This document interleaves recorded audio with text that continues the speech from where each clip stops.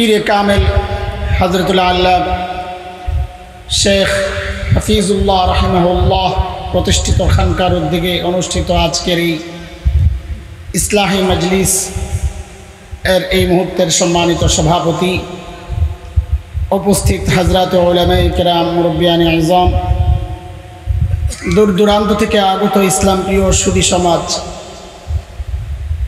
প্রিয় ছাত্র ভাইয়েরা, যুবক বন্ধুরা, পর্দাওয়ালের মা ও বোন, আল্লাহ সুবহানাহু ওয়া তাআলার অশেষ মেহেরবানি যে মালিক লাখো কোটি মানুষ থেকে বাছাই করে দিনই এই মজলিসে আমাকে আপনাকে আসার বসার, কিছু কথা বলা ও শোনার তৌফিক দান করেছেন। এই প্রতিকূল আবহাওয়া কে বলবে আপনাদের এই উপস্থিতি দেখে যে মাগরিবের পর অনেক বৃষ্টি হয়েছে? কে বলবে যে এই প্যান্ডেলের চারপাশে কাদা, যেখানে বসে আছেন তার নিচেও পানি? আপনাদেরকে দেখলে কে বলবে? কিন্তু আপনিও এমনটা ভাবার কোনো কারণ নাই যে আপনি এমনি চলে আসছেন। এটা নিশ্চিত করে বলা যায় যে মালিক আমাদেরকে ভালোবাসেন বলেই এখানে আসার তৌফিক দিয়েছে। কেন ছোট্ট করে একটু বলি, তারপরে মূল কথায় যাব। এক আল্লাহওয়ালা বাজার থেকে এক বাঁধি কিনতে গেছে। একসময় গোলাম বাঁধি বেচা কিনা হইতো। তো আগেরকার মানুষ যারা আল্লাহওয়ালা, তারা বাঁধি কেনার সময়ও খেয়াল করতো যে বাঁধি আল্লাহওয়ালা কিনা, কারণ একসাথে থাকবে। বড় আজীব এক সত্য এটা। তো আল্লাহওয়ালা একটা বাঁধি আনছে, আল্লাহওয়ালা, দেখতে বোঝা যায়। তো রাতে, গভীর রাতে বাঁধির ঘর থেকে কান্নার আওয়াজ আসতেছে। বুজুর্গ অবাক হয়ে গেছেন, কিন্তু ভাবতেছেন নতুন আসছে, মন বসছে না হয়তো, ওই জন্য কান্না করতেছে। সান্ত্বনা দেওয়ার জন্য আগায় গেছেন রুমের দিকে। কাছে গিয়ে শুনতেছেন বাঁধি কেঁদে কেঁদে বলতেছে একটা দোয়া করতেছে আর কাঁদতেছে। আর বাঁধি ওসিলা দিচ্ছে কাকে? ও আল্লাহ, আপনি যে আমাকে ভালোবাসেন ওই উসিলায় আমাকে মাফ করে দেন। আল্লাহওয়ালা বড় অবাক হয়ে গেছে, এটা কি দোয়া করতেছে? হ্যাঁ, তো ডাক দিছে, তুমি কি দোয়া করতেছ? তো শোনাইছে আবার এই দোয়া করতেছি। বলে, আল্লাহ যে তোমাকে ভালোবাসেন এর প্রমাণ কি? তুমি কেমনে বুঝলা? তো বাদীর জবাবটা ছিল বড় আজীব জবাব। বাদী বলেন, আল্লাহ যে আমাকে ভালোবাসেন তার প্রমাণ হচ্ছে এই গভীর রাতে আমার মালিক যে একান্তে আমাকে তার কাছে এই আহাজারি করার তৌফিক দিছেন, এটাই প্রমাণ যে আমার মালিক আমাকে ভালোবাসেন।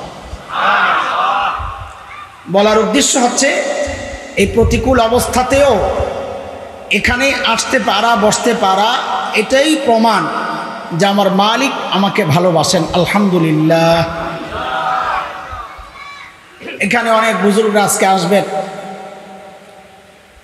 আমি যখন ঢুকতেছি ঠিক ওই মুহূর্তে সম্ভবত আমাদের আরেক ভাইজান আলোচনা করতেছিলেন। তিনি একটা কথা রেখে গেছেন এখানে, ওই কথার সূত্রেই আমি কথা শুরু করছি।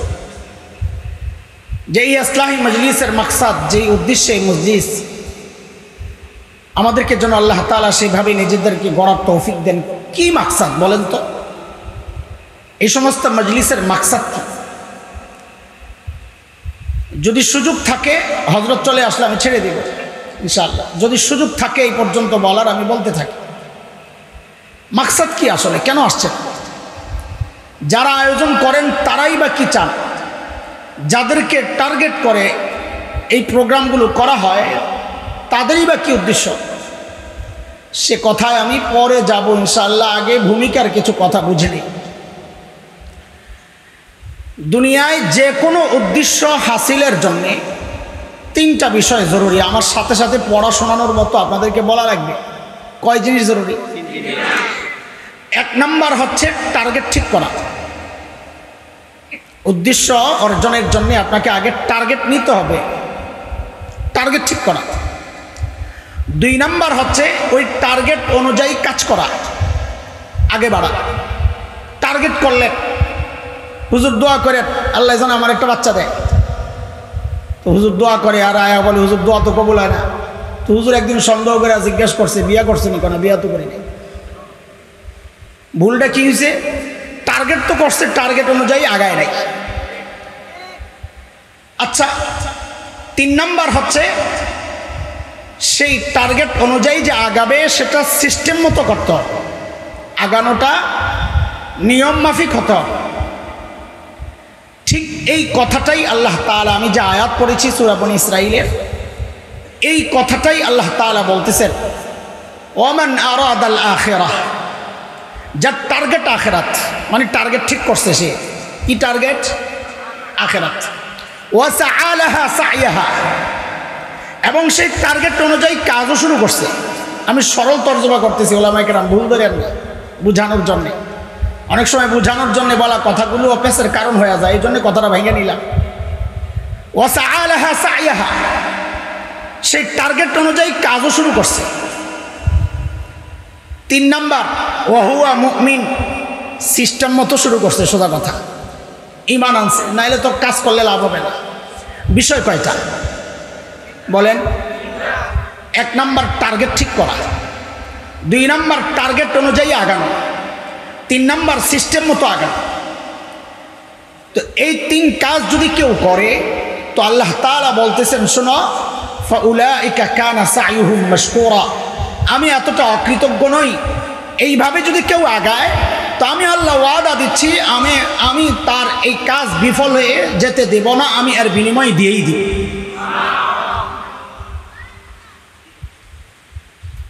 এই হচ্ছে আমি যে আয়াত পড়েছি, এই আয়াতের মোটামুটি ভাব অর্থ হুবহু তর্জমা করি নাই। এখান থেকে মুফাসসিরিনে কেরাম, আমাদের বড়রা একটা বিষয় বের করেছেন। সে বিষয় হচ্ছে, মৌলিকভাবে মানুষ 4টা ভুল করে। কয়টা ভুল? মৌলিকভাবে মানুষ 4টা ভুল করে। আল্লাহ তাআলা সমস্ত আম্বিয়া আলাইহিমুস সালামকে দুনিয়ায় পাঠাইছেন এই মৌলিক ভুলগুলো থেকে মানুষকে বাঁচানোর জন্য। হযরত আম্বিয়া আলাইহিমুস সালামের পর যাদেরকে এই দায়িত্ব আল্লাহ দিয়েছেন, ওয়ারাসাতুল আম্বিয়া, ওনাদেরও কাজ এটাই ছিল যে ওই মৌলিক 4 ভুল থেকে মানুষকে রক্ষা করা। এই ইসলাহি মজলিসগুলোর মাকসাদও এটাই, এই আল্লাহ ওয়ালাদেরকে আনার মাকসাদ এইটাই, এই মাদ্রাসা প্রতিষ্ঠার মাকসাদ এইটাই, এই খানকা প্রতিষ্ঠার মাকসাদ এইটাই, এই দাওয়াত তাবলীগের মাকসাদ এইটাই, যে মানুষকে ওই 4 ভুল থেকে বাঁচায়া আল্লাহ তাআলা যেভাবে চান টার্গেট অনুযায়ী সিস্টেম মতো আগানো, ওইটা মানুষকে বুঝাইয়া দেওয়া, কাজ এটাই। তাইলে মাকসাদ বুঝছেন নি আপনারা? এই মাহফিলের মাকসাদ কি? এই ইসলাহি প্রোগ্রামের মাকসাদ হচ্ছে মানুষকে মৌলিক 4টা ভুল থেকে বাঁচাইয়া দেওয়া, যে ভুলগুলো মানুষ সচরাচর করে। এখন বিষয় হচ্ছে আজকের আলোচনা যে ওই 4টা ভুল কি, এটা হলো মূল পয়েন্ট। এই 4টা ভুল যদি দেখেন তো দেখবেন বড় আসামি আমরা সবাই। আমি 1 নম্বর, এখানে আমি আপনাদেরকে নসিহত করছি না। দেখেন, আমরা মাদ্রাসায় পড়ি, ছাত্র আছে, অনেক ওস্তাদ আছে। একটা হচ্ছে ওস্তাদ পড়ায়া দেয়, আরেকটা হচ্ছে ছাত্ররা নিজেরা পড়ে আবার এটাকে তাকরার করে, ইংরেজিতে বলে গ্রুপ স্টাডি। বুঝেননি আপনারা? ছাত্ররা বসে এটা আবার স্টাডি করে, একজনে বলে, অন্যরা শোনে, আবার ডিসকাস হয়। তো এখানে পড়াবেন তো আমাদের ওস্তাদ, আমাদের শেখ, আমাদের মুরব্বী হযরতুল আল্লাহ খুলনার হযরত দামাত বারাকাতুহুল আলিয়া, বা আমাদের বড় ভাই মুশতাকুন নবী হাফিজাহুল্লাহ, তারা পড়াবেন আপনাদের। আমি আইসি এর আগে দিয়ে একটু তাকরা করাইছি যে আপোষের একটু আলোচনা, কারণ এই যে কথাগুলো বলবো এই কথাগুলো রুগী আমি নিজে 1 নাম্বার। তো রুগী কি চিকিৎসা করবে? নিজেই তো রুগী। তো আসছি ভাই, আমার রোগ আর আপনার রোগ এক কিনা, তাহলে আসেন সমাধানের জন্য বড়দের কাছে যাই, এটা বলার জন্যই বসছি। বুঝছেন নি কথা? 1 নাম্বার মানুষের মৌলিক সমস্যা হচ্ছে মানুষ তার মেহনতের জায়গা ঠিক করছে দুনিয়াকে, অথচ মেহনতের জায়গা ছিল, ময়দান ছিল আখিরাত। মানুষ টার্গেটে ভুল করছে। ওই যে প্রথম কথা, ওমান আরাদাল আখিরাহ, টার্গেট বানানো উচিত ছিল আখিরাত। মানুষ টার্গেট বানাইছে দুনিয়া। অথচ দুনিয়ার না সুখ স্থায়ী না দুঃখ স্থায়ী, কোনোটাই স্থায়ী না। অথচ আখিরাতের সুখ স্থায়ী, দুঃখ স্থায়ীভাবে নাই। স্থায়ী মানে নাইয়ের স্থায়ী। যদি জান্নাতি হয় তার কোনো কি নাই, তো এই নাইটা স্থায়ী। সুখ স্থায়ী, দুঃখ দুঃখ বলেন না, নাই স্থায়ী। অস্থায়ী জিনিসের জন্য মানুষের যে কি পেরেশানি, সুবহানাল্লাহ। হযরত আম্বিয়া আলাইহিমুস সালাতু ওয়াস সালামদের কাজ এটাই ছিল, দুনিয়ামুখী মানুষকে আখিরাতমুখী বানায়া দেওয়া, মাখলুকমুখী মানুষকে খালেকমুখী বানায়া দেওয়া, যেটা মানুষের মৌলিক ভুল। টার্গেট বানাইছে দুনিয়া। যত গন্ডগোল দেখেন সমাজের, সব কিছুর পেছনে দেখেন একটাই টার্গেট, দুনিয়া। আমাদেরও মাঝে মাঝে গন্ডগোল দেখেন না, ভালো করে তালাশ করলে দেখবেন টার্গেট দুনিয়া। দুনিয়ার কোনো স্বার্থ নষ্ট হয়েছে তো লেগে গেছে।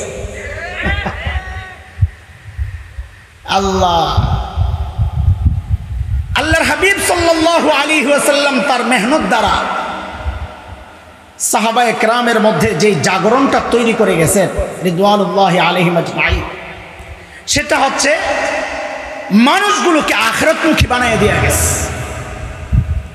নবী আলাইহিস সালামের দাওয়াত ছিল এটা, কুনু মিন আবনাইল আখিরাহ ওয়া লা তাকুনু মিন আবনাইদ দুনিয়া ফাআসিরু মা ইয়াবকা আলা মা ইয়াফনা। তোমরা দুনিয়াওয়ালা হও না, আখিরাতওয়ালা হও। সুতরাং যে জিনিস অস্থায়ী ওইটার উপর স্থায়ী জিনিসকে প্রাধান্য দাও। এই কাজটা নবী আলাইহিস সালাম শতভাগ সফলতার সাথে করতে পেরেছে। সাহাবায়ে কেরামের দিলকে দুনিয়া থেকে আখিরাতমুখী ঘুরাইয়া দিতে পারছে। এটা হচ্ছে নবী আলাইহিস সালাতু ওয়াস সালামের মেহনতের মৌলিক একটা সফলতা, যার কারণে হযরত আব্দুল্লাহ ইবনে মাসউদ রাদিয়াল্লাহু আনহু বলেছেন, হাদিস ইমাম বাইহাকির বর্ণনা 10152 হাদিস নাম্বার। তিনি বলেন তাবিঈদেরকে উদ্দেশ্য করে, ইন্নাকুম আকসারু সালাতান ওয়া আকসারু সিয়ামান ওয়া আকসারু জিহাদা মিন আসহাবি মুহাম্মদ সাল্লাল্লাহু আলাইহি ওয়াসাল্লাম। তোমরা তাবিঈরা আল্লাহর নবী সাল্লাল্লাহু আলাইহি ওয়াসাল্লামের সাহাবীদের থেকে তোমাদের নামাজ বেশি, তোমাদের রোজা বেশি, তোমাদের জিহাদ বেশি। হায়, আব্দুল্লাহ ইবনে মাসউদের যুগে ফেসবুক আসিল না, তাইলে ফতুয়া লেগে যেত। আল্লাহ বাঁচাইছে। তোমাদের নামাজ, তোমাদের রোজা, তোমাদের জিহাদ বেশি। ওয়ালাকিন কানু খায়রান মিনকুম, কিন্তু তারা ছিল তোমাদের চেয়ে উত্তম। এই উত্তম হওয়ার পেছনের মৌলিক পয়েন্ট কি বানাইছেন উনি? আমল বেশি কেনা। তিনি বানাইছেন ফাইন্নাহুম কানু আযহাদা মিনকুম ফিদ দুনিয়া ওয়া আরগাবা মিনকুম ফিল আখিরাহ। তারা তোমাদের থেকে আগায়া যাওয়ার মৌলিক পয়েন্ট হচ্ছে দুনিয়ার ব্যাপারে তারা তোমাদের চেয়ে বেশি ছিল বিমুখ। দুনিয়া বিমুখ ছিল তোমাদের চেয়ে বেশি, আখিরাতের ব্যাপারে তোমাদের চেয়ে বেশি ছিল মুখী, আখিরাত মুখী ছিল তোমাদের চেয়ে বেশি। আমি উদাহরণ দিয়ে বলি আর কি এই কথাটা কি, উদাহরণ দিতেও তো ভয় লাগে। ছোটবেলায় আমরা লেখাপড়া করছি, খেলাধুলাও করছি। আপনারা করছেন নি খেলাধুলা? আল্লাহওয়ালা সাইজেন না, আমি আসামি হয়ে গেলাম, আপনারা বই হয়েছেন আমার একা ফেলাইয়া। খেলছেন না খেলেন নাই? খেলছেন।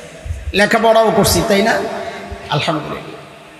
এখনকার বাচ্চারাও খেলাধুলা করে, লেখাপড়াও করে না? করে না? তা আমাদের সাথে এখনকার বাচ্চাদের মিল এক সমান বরাবর না পার্থক্য আছে? আছে। এই মৌলিক পার্থক্যটা বুঝেন, তাহলে অনেক কিছু বোঝা যাবে।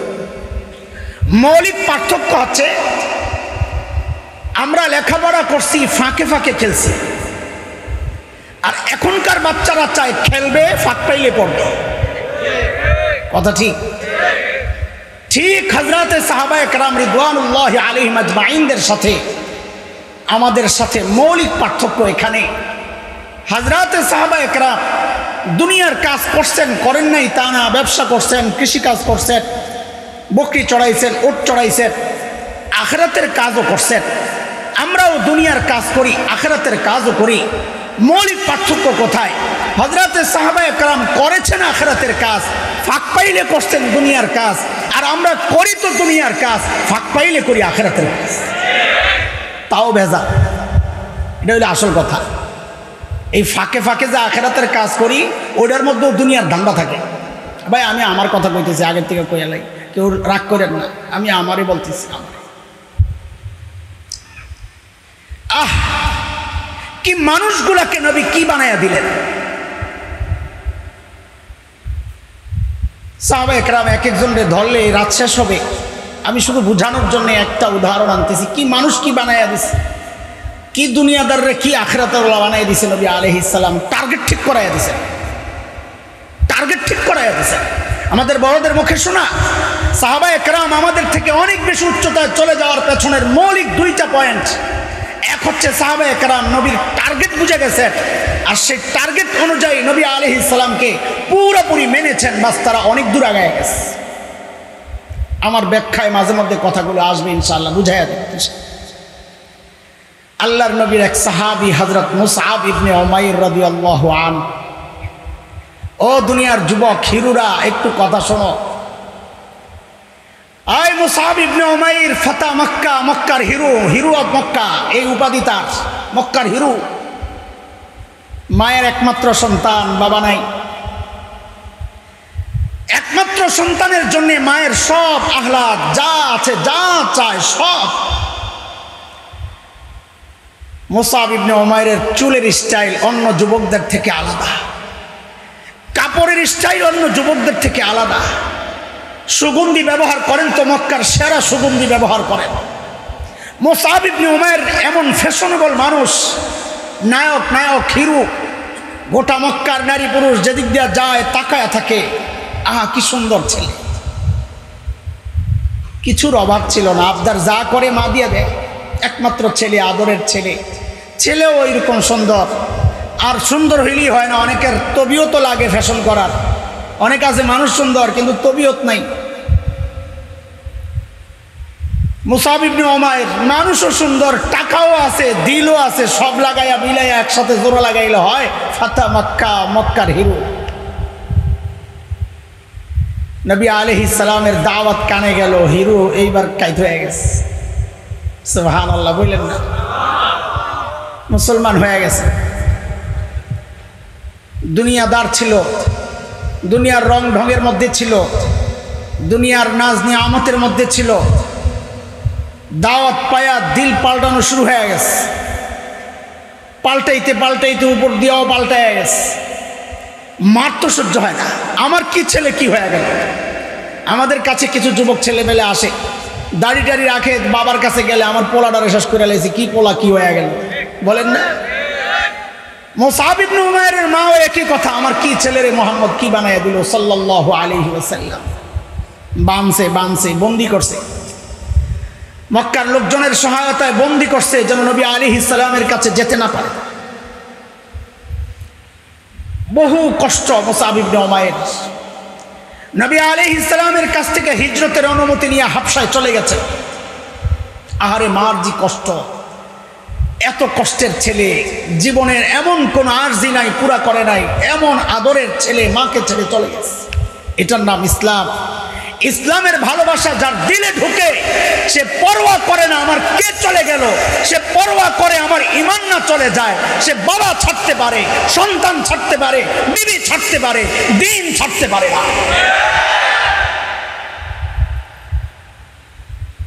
হাবশা থেকে একটু চুকি দিছিল মক্কায়, হ্যাঁ এদিকে এদিকে একটু একজন আটকাইছে, বাস শেষ।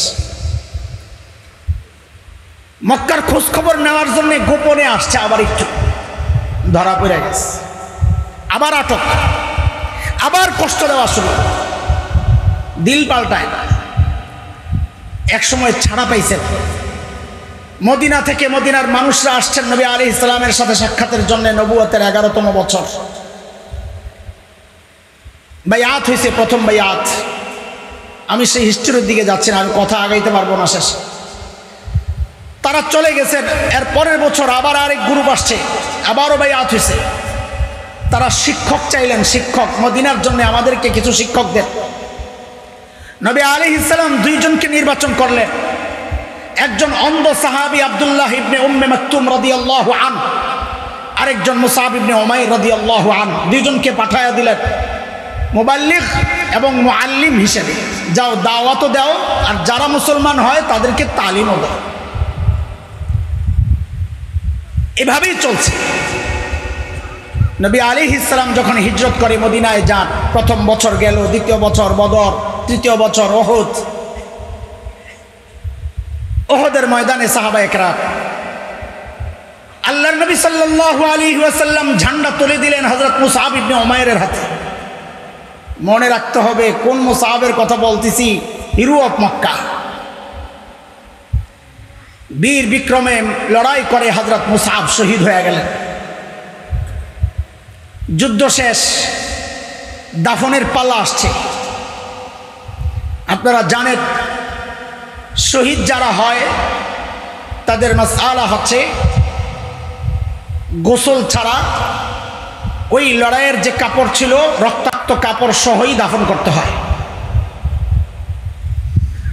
কারণ ওই রক্ত তার থেকে হাসরের মাঠে মেশক আম্বরের ঘ্রাণ বের হবে। কাসিম নানতুবি রহমতুল্লাহ আলাইহিকে দাফন করা হয়েছে। এরপর দেওবন্দে একটা হাফেজ ছাত্র মারা গেছে। দেওবন্দের মানুষ মুরব্বীরা মশওয়ারায় বসছেন, কেউ কেউ প্রস্তাব দিচ্ছেন হাফেজ মানুষ, তাকে কাসিম নানতুবির পাশে শোয়া দিই। তো অন্য মুরব্বীরা প্রতিবাদ করছেন যে না, কাসিম নানতুবির পাশের কবরটা শাইখুল হিন্দের জন্য রেখে দাও।